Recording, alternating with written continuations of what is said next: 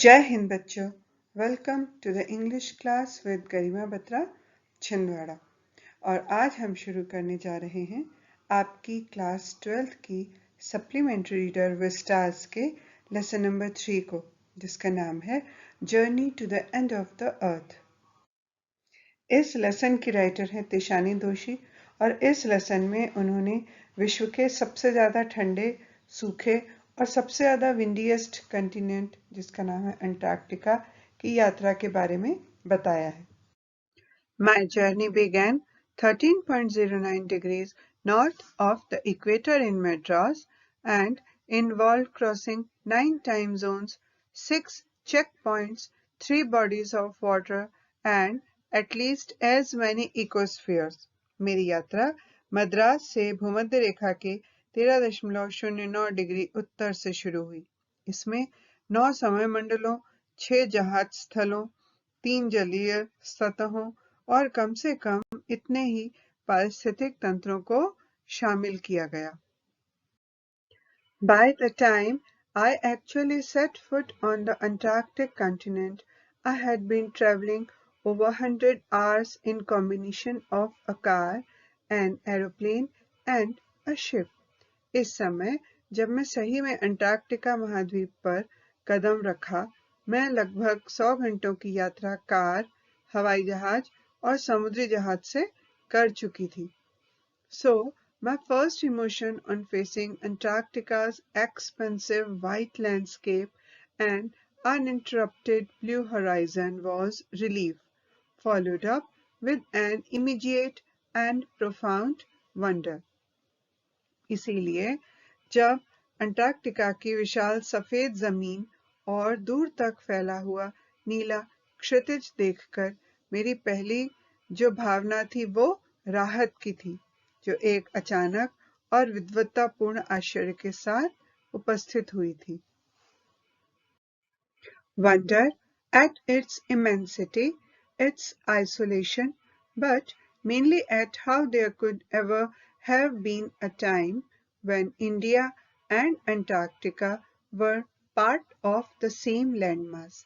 आश्चर्य इसकी विशालता और पृथक्करण का था, लेकिन मुख्य रूप से इस बात का था कि एक समय ऐसा भी रहा होगा जब भारतवर्ष और अंटार्कटिका एक ही भूमि के हिस्से थे।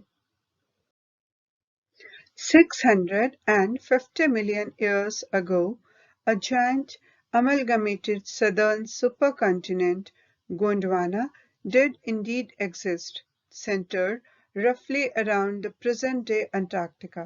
इतिहास का हिस्सा 65 करोड़ वर्ष पहले एक विशाल मिश्रित दक्षिणी महाद्वीप गोंडवाना निश्चित रूप से अस्तित्व में था, जो वर्तमान में अंटार्कटिका के मध्य में स्थित था। Things were quite different then.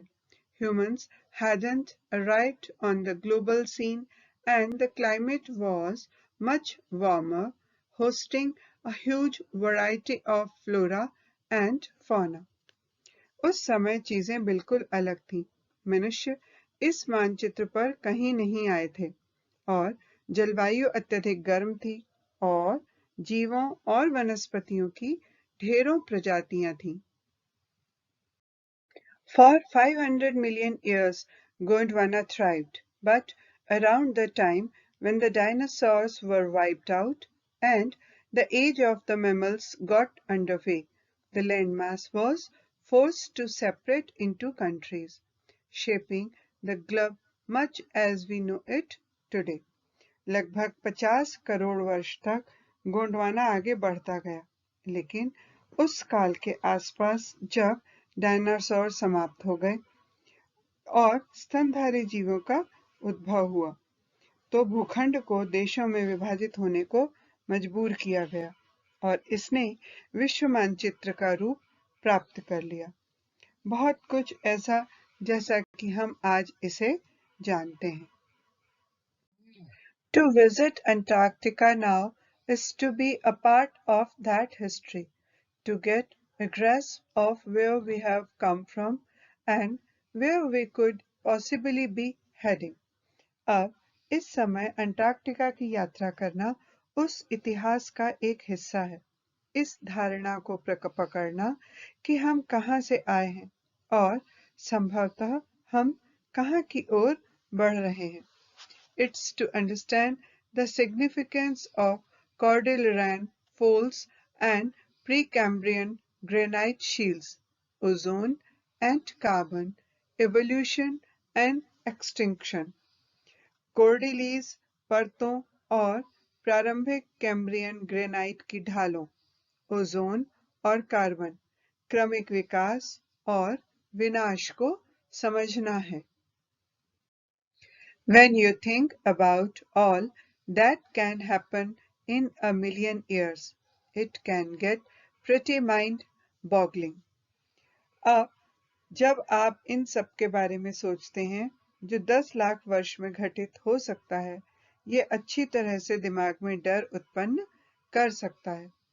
Imagine India pushing northwards, jamming against Asia to buckle its crust and form the Himalayas. अब कल्पना करो भारतवर्ष एशिया की भूपर्पटी को पिचकाते हुए और हिमालय का निर्माण करते हुए उत्तर की ओर आगे बढ़ रहा है। South America drifting off to join North America, opening up the Drake Passage to create a cold circumpolar current, keeping Antarctica frigid, desolate, and at the bottom of the world. दक्षिणी अमेरिका ध्रुवों के चारों ओर शीत धारा उत्पन्न करते हुए Drake passage खोलते हुए अंटार्कटिका को अत्यंत ठंडा, निर्जन और संसार की तली में रखते हुए उत्तरी अमेरिका से मिलने के लिए खिसक रहा है। For a sun-worshipping South Indian like myself, 2 weeks in a place where 90% of the Earth's total ice volumes are stored in a chilling prospect, not just for circulatory and metabolic functions, but also for the imagination. मुझ जैसी सूरज की पूजा करने वाले दक्षिणी भारतीय के लिए 2 सप्ताह एक ऐसे स्थान पर जहां पर पृथ्वी का 90% भाग पूरी तरह से कपकपा देने वाली बर्फ से ढका हुआ है, न केवल परिभ्रमण व जैविक कार्यों के लिए बल्कि कल्पना करने के लिए भी जमा देने वाला है। It's like walking into a giant ping pong ball devoid of any human markers, no trees, billboards, buildings. ये एक प्रकार से एक विशाल पिंग पोंग गेंद जो मानव चिन्हों से बिल्कुल रहित है, जहाँ पे न कोई पेड़ है, न सूचना पटल है, न ही कोई इमारत है, ऐसी जगह पर चलना था। You lose all earthly sense of perspective and time here. यहाँ पर आप पृथ्वी की सभी दर्शनीय वस्तुएं और समय के अर्थ को खो देते हैं। The visual scale ranges from the microscopic to the mighty midges and mites to blue whales and icebergs as big as countries. The largest recorded was the size of Belgium.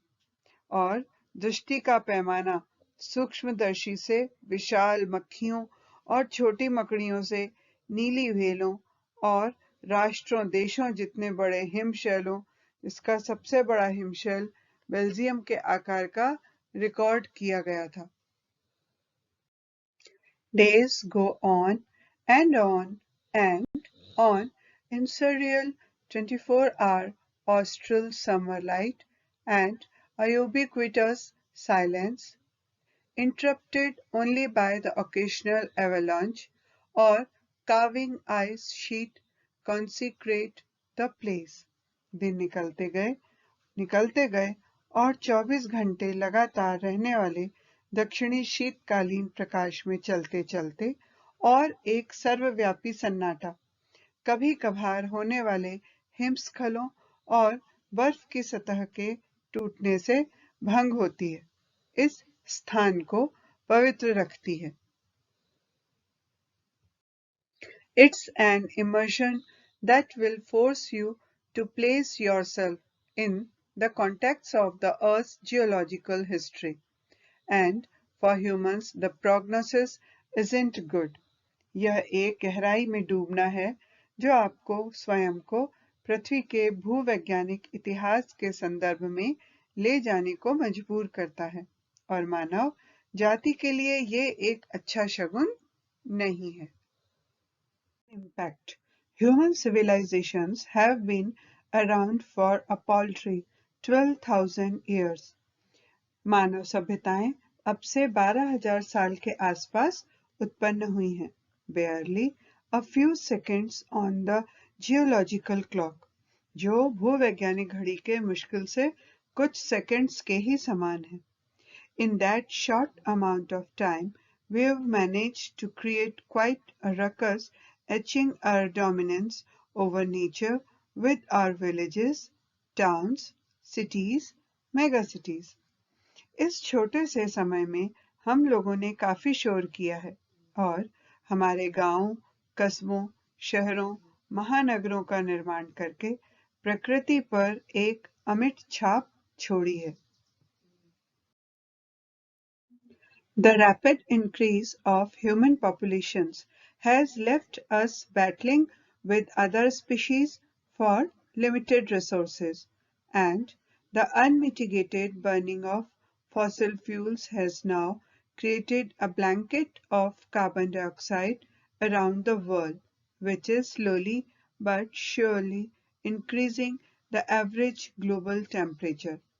मनुष्य की तेजी से बढ़ती जनसंख्या ने हमें दूसरी प्रजातियों के साथ सीमित संसाधनों के लिए लड़ने को छोड़ दिया है और जीवाश्म ईंधन के संपूर्ण दहन ने अब विश्व के चारों ओर कार्बन डाइऑक्साइड की एक परत उत्पन्न कर दी है जो धीरे धीरे लेकिन निश्चित रूप से औसत वैश्विक तापमान में वृद्धि कर रही है जिसे कि हम ग्रीन हाउस इफेक्ट कहते हैं।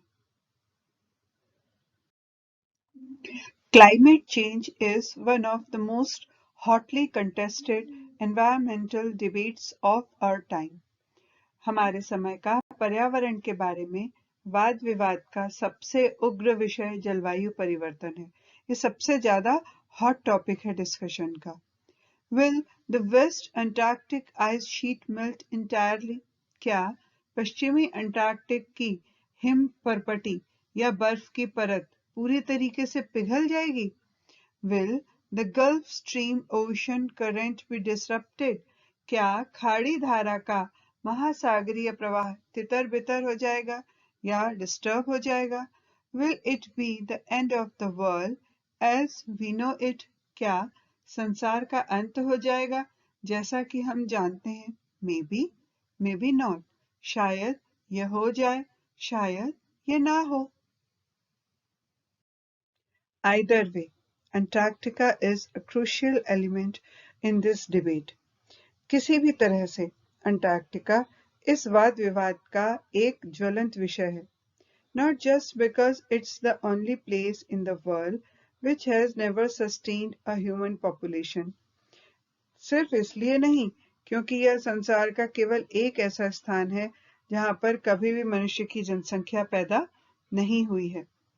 And therefore remains relatively pristine in this respect और इसलिए इस लिहाज से बिल्कुल आदिकालीन या स्वच्छ है but more importantly because it holds in its ice cores 500,000-year-old carbon records trapped in its layers of ice.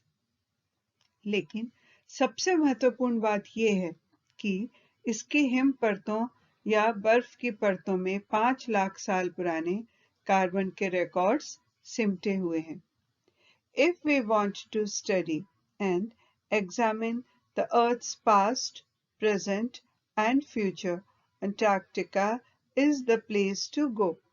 यदि हम पृथ्वी के भूत, वर्तमान और भविष्य को जांचना चाहते हैं या इसका अध्ययन करना चाहते हैं तो अंटार्कटिका ये सब करने के लिए सबसे उत्तम स्थान है। Students on Ice, the program I was working with on the Shokolsky aims to do exactly this by taking high school students to the ends of the world and providing them with inspiring educational opportunities which will help them foster a new understanding and respect for our planet. बर्फ पर विद्यार्थी इस कार्यक्रम के अंतर्गत मैं शोकस्की पर थी। इसका वास्तव में उद्देश्य था कि हाई स्कूल के विद्यार्थियों को पृथ्वी के अंतिम छोर पर ले जाना और उन्हें प्रेरणादायक शैक्षिक अवसर प्रदान करना जो उनमें हमारे ग्रह को समझने के लिए एक नई समझ को उत्पन्न करेगा। It's been in operation for 6 years now, headed by Canadian Geoff Green, who got tired of carting celebrities and retired rich curiosity seekers who could only give back in a limited way. अभी यह कार्यक्रम 6 वर्ष के लिए Canada के जॉफ green की अध्यक्षता में चलाया जा रहा है, जो विशिष्ट हस्तियों, सेवा मुक्त व्यक्तियों, धनियों, जिज्ञासुओं को यहाँ लाते लाते थक चुका है, क्योंकि वे उसे केवल एक सीमित ढंग में ही इस पृथ्वी को कुछ वापस कर सकते हैं। With students on ice, he offers the future generation of policymakers a life-changing experience at an age when they are ready to absorb, learn, and most importantly, act.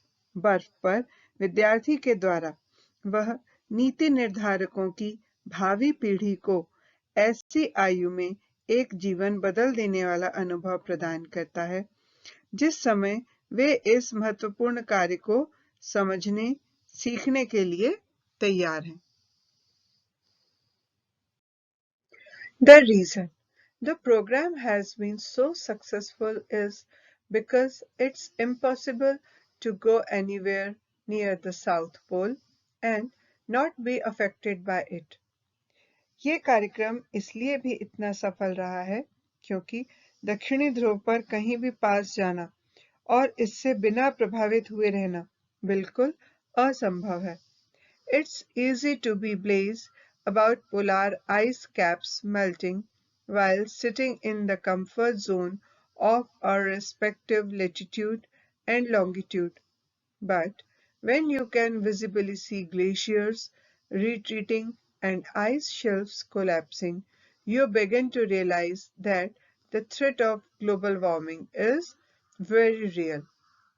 हमारे निश्चित अक्षांशों और देशांतरों के आरामदायक स्थान पर बैठे हुए ध्रुवीय बर्फ के पिघलने के बारे में सोचना बहुत आसान है, लेकिन जब आप समुद्री ग्लेशियर्स को वापस हटते हुए और हिमशैलों को या बर्फ की चट्टानों को टूटते हुए स्पष्ट रूप से देख लेते हैं, तो आप ये जान जाते हैं कि ग्लोबल वार्मिंग की चेतावनी बिल्कुल सच है। Antarctica, because of her simple ecosystem and lack of biodiversity, is the perfect place to study how little changes in the environment can have big repercussions. Antarctica अपने साधारण पारिस्थितिक तंत्र और जैव विविधता की कमी के कारण यह अध्ययन करने के लिए बिल्कुल सही स्थान है कि किस प्रकार पर्यावरण का छोटा सा परिवर्तन भी बड़ा परिणाम उत्पन्न कर सकता है। Take the microscopic phytoplankton, those grasses of the sea that nourish and sustain the entire southern ocean's food chain. आप एक अत्यंत सूक्ष्म फाइटोप्लैंक्टन लीजिए। वह तो समुद्री घास है जो दक्षिणी महासागरीय आहार श्रृंखला को और अधिक बढ़ाती है और उसे पोषित करती है। These single-celled plants use the sun's energy to assimilate carbon and synthesize organic compounds in that wondrous and most important of processes called photosynthesis. ये एक कोशिकीय पौधे सूर्य की ऊर्जा का उपयोग कार्बन को संयोजित करने और जैविक घटकों का प्रयोग उस आश्चर्यजनक व अति महत्वपूर्ण प्रक्रिया जिसे प्रकाश संश्लेषण कहा जाता है में करते हैं।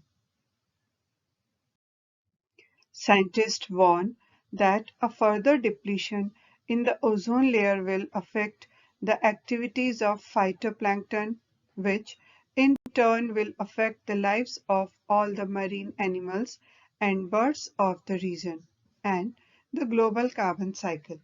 वैज्ञानिक चेतावनी देते हैं कि ओजोन परत में की गई और अधिक क्षति फाइटोप्लैंक्टन की क्रियाओं को प्रभावित कर देगी, जिसके परिणाम स्वरूप उस क्षेत्र के समुद्री पशुओं और पक्षियों के जीवन और वैश्विक कार्बन चक्र पर भी प्रभाव पड़ेगा। In the parable of the phytoplanktons, there is a great metaphor for existence. Take care of the small things, and the big things will fall into place. Phytoplanktons के वर्णन में जीवन की एक बहुत बड़ी उपमा छुपी हुई है कि छोटी वस्तुओं का ध्यान रखो, बड़ी अपने आप उत्पन्न हो जाएंगी। My Antarctic experience was full of such epiphanies, but the best occurred just short of the Antarctic Circle at 65.55 degrees south. महासागर पर चलना। मेरा अंटार्कटिक का अनुभव इस प्रकार के प्रबल भावुक क्षणों से भरा हुआ था, लेकिन सबसे अच्छा प्रत्यक्ष दर्शन अंटार्कटिक घेरे का था, जो 65.55 डिग्री दक्षिण में था। The Shokalski had managed to wedge herself into a thick white stretch of ice between the peninsula and Tadpole Island, which was preventing us from going any further. शोकलस्की जो था वो पेनिनसुला और टेडपोल द्वीप के बीच की एक मोटी बर्फ की सतह में किसी तरीके से घुस गया था और वो हमें आगे बढ़ने से रोक रहा था। हम देख सकते हैं कि यहाँ पे उस महाद्वीप की उस द्वीप की जो आकार और संरचना है वो एक टेडपोल मेंढक के टेडपोल जैसी है। The captain decided we were going to turn around and head back north, but before we did, we were all instructed to climb down and gangplank and walk on the ocean. कप्तान ने फैसला किया कि हम घूमकर वापस उत्तर की तरफ बढ़ेंगे, लेकिन ऐसा करने से पहले हमें इकट्ठे समूह में नीचे उतरने और महासागर पर चलने को कहा गया। So there we were all 52 of us kitted down in Gore-Tex and glares, walking on a stark whiteness that seemed to spread out forever. लेकिन हम सभी 52 सदस्यों ने अपने आप को बर्फ के कपड़ों और चश्मों से ढक लिया और हम उस अत्यधिक सफेद परत पर चलते गए जो हर तरफ अनंत दिखाई दे रही थी। Underneath our feet was a meter thick ice pack, and underneath that 180 meters of living, breathing salt water. हमारे पैरों के नीचे 1 मीटर मोटी बर्फ की परत थी और उसके नीचे 180 मीटर सजीव सांस लेता हुआ नमकीन पानी था। In the periphery, crab-eater seals were stretching and sunning themselves on ice floes, much like stray dogs will do under the shade of a banyan tree. एक घेरे की परिधि में केकड़े खाने वाले सील अपने शरीर को सीधा किए हुए और बर्फ के गोलों पर अपने आप को धूप लगाते हुए इस प्रकार दिखाई दे रहे थे जैसे आवारा कुत्ते बरगद के पेड़ की छाया के नीचे लेटे रहते हैं। It was nothing short of a revolution. Everything does indeed connect. यह किसी रहस्योद्घाटन से कम नहीं था कि प्रत्येक जीव वास्तव में आपस में जुड़ा हुआ है। 9 time zones, 6 checkpoints, 3 bodies of water, and many ecospheres later, I was still wondering about the beauty of balance in play on our planet. 9 कालखंड, 6 जांच स्थल, 3 जलीय सतह और आगे कई जैवमंडल। मैं इसकी सुंदरता के इस नियंत्रण को देखकर आश्चर्यचकित था। How would it be if Antarctica were to become the warm place that it once used to be? क्या होगा यदि अंटार्कटिका पहले जैसा गर्म प्रदेश हो जाएगा?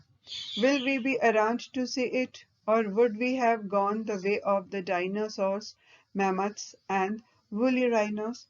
क्या तब भी इसे देखने के लिए हम रहेंगे, या क्या हम भी कभी डायनासोरों, विशालकाय हाथियों और ऊनी गैंडों की तरह समाप्त हो जाएंगे? Who's to say? But after spending 2 weeks with a bunch of teenagers who still have the idealism to save the world, all I can say is that a lot can happen in a million years. But what a difference a day makes. कौन बता सकता है, लेकिन एक किशोर उम्र के झुंड के साथ 2 सप्ताह बिताने के बाद, जिनके पास विश्व को बचाने का आदर्श है, मैं ये कह सकती हूँ कि 10 लाख सालों में बहुत कुछ हो सकता है, लेकिन एक दिन भी बहुत अंतर ला सकता है। फर्क सिर्फ हमारे सोचने का है और निर्णय लेने का है। I hope you have enjoyed this description of Antarctica. Thank you for watching the video.